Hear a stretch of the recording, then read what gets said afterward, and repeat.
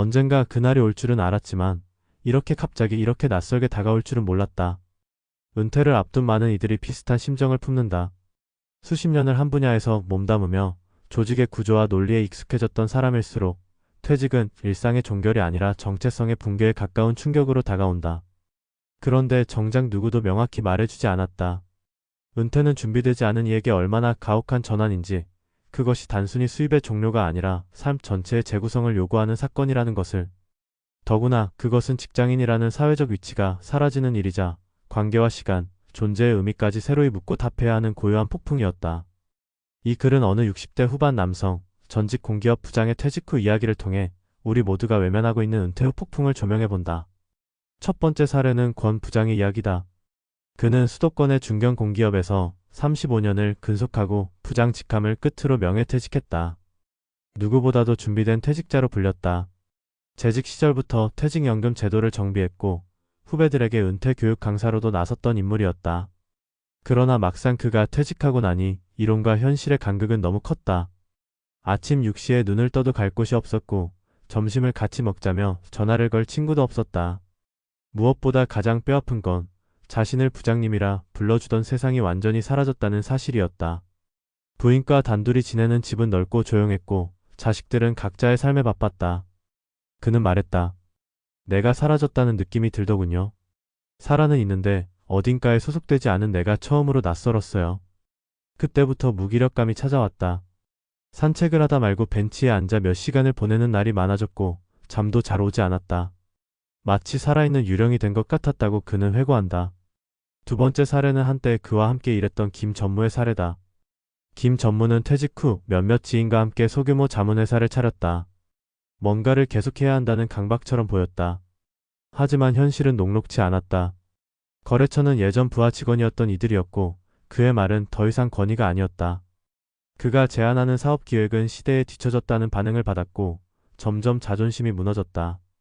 불과 반년 만에 회사는 문을 닫았다. 김 전무는 다시 집에만 머물게 되었고 아내와의 갈등이 심해졌다. 회사 다닐 땐 바빠서 몰랐던 관계의 틈이 이제야 드러난 것이다. 그가 가장 참기 어려웠던 건 쓸모없음에 대한 자각이었다. 사회가 자신을 더 이상 필요로 하지 않는다는 감각, 그것은 누구보다 열심히 일했던 자신에 대한 모욕처럼 느껴졌다고 했다. 결국 그는 우울증 치료를 받게 되었고 지금도 일주일에 한 번 정신과 상담을 받고 있다. 세 번째 사례는 조금 다른 결을 가진다. 이재호 씨는 권 부장과 같은 시기 퇴직한 공기업 동기다. 그는 퇴직 전부터 글쓰기와 사진을 취미로 삼아왔다. 퇴직 후 그는 아내와 함께 전국 방방곡곡을 여행하며 블로그에 이야기를 올리고 마을 신문에 기고도 시작했다. 그의 삶 역시 공허하지 않았던 건 아니다. 처음 몇 달간은 아침에 눈 뜨는 게 버거웠고 자신이 왜 존재하는지 묻기도 했다. 그러나 그는 그 질문을 붙들고 있었다. 나는 왜 여기에 있을까? 이제 어떤 삶을 살아야 하나를 글로 풀고 사진으로 남겼다. 시간이 지날수록 그는 퇴직자의 삶도 충분히 의미 있다는 확신을 가지게 되었다. 물론 경제적으로는 여유롭지 않다. 하지만 그는 말했다. 수입이 없으면 지출도 줄이면 됩니다. 대신 저는 매일의 감정과 계절을 기억하며 살죠. 회사 다닐 땐 몰랐던 시간의 결이 느껴져요. 이재호 씨는 요즘 마을 주민센터에서 시니어 글쓰기 강의를 맡고 있다. 예전보다 수입은 적지만 그는 지금이 더 나다운 시간이라고 말한다. 이 세 명의 이야기는 서로 다른 결을 가지지만 하나의 공통된 진실을 말해준다. 바로 은퇴는 끝이 아니라 시작이라는 사실이다. 그러나 우리는 그 시작이 얼마나 험난한지, 얼마나 깊은 정서적 혼란을 동반하는지에 대해 충분히 알지 못하거나 알려주지 않는다. 직장에서의 위계와 명함은 곧 자신의 사회적 위치였고 그것이 사라지면 우리는 어디에 서 있어야 할지를 잊는다. 더불어 사회는 퇴직자를 위한 준비보다 청년 취업이나 생산인구 중심의 정책에만 몰두하고 있다. 당사자 역시 나는 아직 괜찮다며 준비를 미루고 막상 닥치면 삶의 기반이 송두리째 흔들린다. 이 글을 통해 다시 묻게 된다. 은퇴는 과연 단순한 끝맺음인가? 아니면 새로운 서사의 시작인가? 중요한 건 준비이다. 그것은 경제적 준비만이 아니라 정체성의 재구성, 관계의 재설계, 시간의 재정비를 포함한다. 퇴직 이후의 시간은 느리지만 진지하게 이전과는 다른 속도로 흘러간다. 그 속도에 맞는 삶의 리듬을 찾기 위해선 자기 내면과 마주할 용기가 필요하다. 권 부장이 말했듯 누구도 이 시간을 준비하라고 말해주지 않았지만 그래도 나는 이제 조금씩 다시 배우고 있습니다. 일하지 않아도 존재할 수 있다는 거려 이제는 우리 스스로 말해야 한다. 늦지 않게 스스로의 퇴직 이후 삶을 준비하라고. 사회가, 공동체가, 또 우리 개인이 그 말을 서로에게 건네야 할 때다. 그래야만 그 고요하지만 거센 은퇴 후의 폭풍을 견딜 수 있다. 한국 사회에서 은퇴는 여전히 마침표로 여겨지는 경향이 짙다. 오랜 세월을 일터에 몸담은 이들은 정해진 나이에 맞춰 자리에서 내려오고 그 순간부터 본인의 정체성과 일상, 인간관계와 존재 이유에 이르기까지 모든 것이 급격히 변화한다. 그런데 문제는 바로 이 지점에서 출발한다. 누구도 본격적인 은퇴 이후의 삶에 대해 말해주지 않았고 본인조차 이를 진지하게 준비할 기회를 갖지 못했다는 것이다. 지금까지의 시스템은 퇴직 직전의 연금이나 퇴직금 혹은 간단한 재무 설계 수준에만 머물러 있었지 은퇴 이후의 정체성 재구축, 시간의 재편성, 감정적 회복력에 대해서는 사실상 무방비 상태였다. 공기업 출신이라는 말은 어쩌면 사회적 신뢰의 상징처럼 보일 수 있다. 그러나 그 신뢰는 직책에 주어진 것이지 개인 고유의 존재와는 분리된 것이었다는 것을 퇴직 이후에야 절감하게 된다.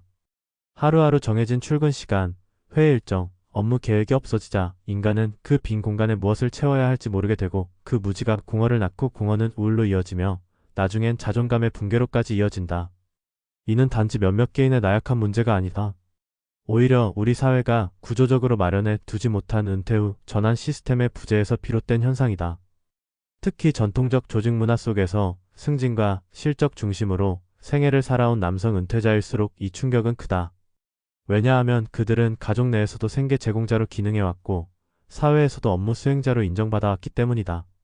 하지만 은퇴 후에는 누구도 그에게 할 일을 제시해주지 않는다. 그간 생존에 바빠 놓치고 지나친 내면의 과제들이 이제야 고스란히 밀려온다. 나는 누구인가, 무엇을 원했는가, 무엇을 사랑하며 살아왔는가 같은 근본적 질문이 문득 들이닥치지만 그것에 답하는 훈련을 해본 적 없는 이들에게 그것은 고통 그 자체다. 현실적으로 보면 대부분의 은퇴자들이 처음 마주하는 것은 시간이다. 여유로운 시간이 아니라 정처 없는 시간이자 목적이 사라진 시간이다. 이때 가장 흔하게 나타나는 반응은 일을 다시 찾아야겠다는 것이다. 그러나 그 일은 과거처럼 안정적이지도 않고 역할도 다르며 기대만큼의 보상도 주지 않는다. 그래서 다시 한번 상실을 겪게 된다. 그리고 그 상실은 일종의 상흔처럼 남아 이후의 삶에도 깊은 영향을 끼친다. 인간은 스스로의 쓸모를 느끼지 못할 때 무기력에 빠지고 이 무기력은 곧 심리적 고립을 부른다. 고립은 관계 단절로 이어지고 결국 은퇴자는 점점 자신을 세상에서 지워나가게 된다. 그렇다면 해법은 무엇인가? 그것은 다름 아닌 은퇴 이후의 삶에 대한 사전 설계이다. 사전 설계란 단지 연금 수령액을 따지는 계산기를 돌리는 것이 아니라 스스로의 시간 사용법, 인간관계 유지법, 자기 정체성의 재정액 그리고 삶의 의미에 대한 내적 합의를 미리 만들어가는 과정을 말한다. 그리고 이 과정은 은퇴 직전에 급하게 하거나 막상 퇴직한 후에 생각할 사안이 아니다. 오히려 중장년기에 접어드는 시점부터 서서히 준비해야 하는 전 생애적 과제다. 이 과정에서 중요한 것이 바로 삶의 포지셔닝이다. 예전에는 직장이라는 구조 안에서 포지셔닝이 자동으로 주어졌지만 이제는 스스로 포지셔닝을 다시 설정해야 한다. 그 포지셔닝은 반드시 거창하거나 사회적 평가를 따를 필요는 없다. 취미든 지역사회 활동이든 가족과의 새로운 관계든 그 어떤 형태로든 자신이 하루를 시작하고 끝낼 수 있는 리듬을 만드는 것이 핵심이다. 특히 고립을 방지하기 위해서는 사회적 연결망 유지가 필수적이다. 이는 지인 모임, 지역 커뮤니티, 온라인 동호회 또는 단순한 산책길 인사에서부터 시작할 수 있다. 중요한 건 외부와의 접촉이 단절되지 않도록 스스로 의지를 가지고 지속적으로 노력해야 한다는 점이다. 또한 변화한 자기 정체성을 받아들이는 작업 역시 중요하다. 직장인에서 시민으로, 생계 책임자에서 감정적 돌봄 제공자로, 조직 내 리더에서 자기 삶의 관리자라는 새로운 자아상을 갖추는 일은 단순히 생각을 바꾸는 것이 아니라 일상의 행위를 바꾸는 것이다. 그 변화는 독서에서 시작될 수도 있고 일기 쓰기, 사진 찍기, 손자녀 돌봄, 텃밭 가꾸기 같은 소소한 실천에서도 나타날 수 있다.